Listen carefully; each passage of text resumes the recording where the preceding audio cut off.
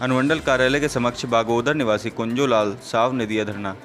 जी आपको बता दें कि बागोदर बाजार निवासी कुंजोलाल साव ने धरना देते हुए कहा कि बागोदर व सरिया ब्लॉक में इन दिनों भ्रष्टाचार चरम पर है और मेरा जो बागोदर बस पड़ाव है उसमें मेरी दुकान है, जिसको भाजपा के लोगों ने जबरन खाली करवाकर भाजपा कार्यालय खोल दिया है। यह आरोप कुंजोलाल साव ने लगाया। हमारे संवाददाता ने उनसे कुछ खास बातचीत किया है, सुनाते हैं आपको बातचीत के कुछ खास अंश। आप यहाँ पर जो अनशन पर बैठे हुए हैं, क्या समस्या है आपको और कहाँ के रहने वाले हैं आप? हमारा नाम कुंजलाल साहब हुआ और हम बागोदर का निवासी हैं और एक दुकानदार हैं। जी। दरअसल में हम पिछले कई सालों से ये बात देख रहे हैं कि नेता का बात चलता है अफसरों के बीच में और अफसर जैसे माला माल है। किसी भी सरकारी दफ्तर में जाइएगा तो बिना घूस लिए काम आम पब्लिक का नहीं होता है।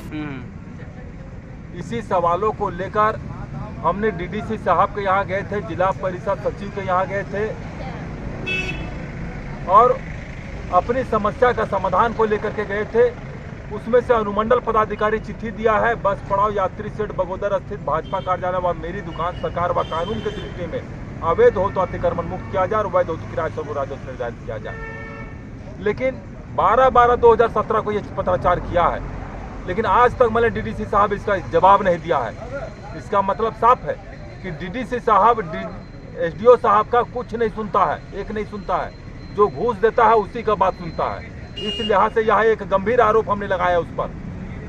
अब हम यह चाहते हैं कि डीडीसी साहब जैसे हमारे द्वारा लगाए गए जो आरोप है वो असत्य है तो हम पर कार्रवाई हो, और सत्य है तो डीडीसी साहब के ऊपर कार्रवाई हो। इसके लिए हम यहाँ पर धरना पर बैठे हुए हैं। चोर को चोर और बेईमान को बेईमान ना कहने वालों का जिंदगी अधूरी है, ये हमारा कहना है और इसी मांग को तहत हम यहाँ पर बैठे हुए हैं। लेकिन तब आप क्या देखते हैं, यहाँ पर एक तरफ बीजेपी है, एक तरफ माले है। माले जब पिटेगा तब बीजेपी में दौड़ के भागेगा, बीजेपी पिटेगा तो माले में दौड़ के भागेगा, और ये दोनों मिला हुआ अफसरों से, यही हमारा कहना है। और अफसर मालामाल है, आम जनता कंगाल है, घूस देने के लिए मजबूर है, यही हमारा कहना है और इसी के खिलाफ हमारी लड़ाई है। स्वच्छ और ईमानदार प्रशासन चाहिए। तो प्रशासन से आप मतलब इसका गुहार लगा चुके हैं, लेकिन आपका नहीं सुन रहा है? नहीं सुन रहा है। हम तो कह रहे भाई कि किसी को चोर कहना, बेईमान कहना ये अपराध के श्रेणी में आता है। किसी को बेवजह परेशान करना ये भी अपराध के श्रेणी में आता है। और हम तो मान लें कि न्याय व कानून पसंद, शांति प्रिय, बुद्धिजीवी नागरिकों, जनप्रतिनिधियों, समाजसेवियों और स्वच्छ और ईमानदार प्रशासनिक अधिकारियों से भी अपील किए हैं, क्या इस मामले में आप हमको सहयोग कीजिए, आपका सहयोग अपेक्षित है।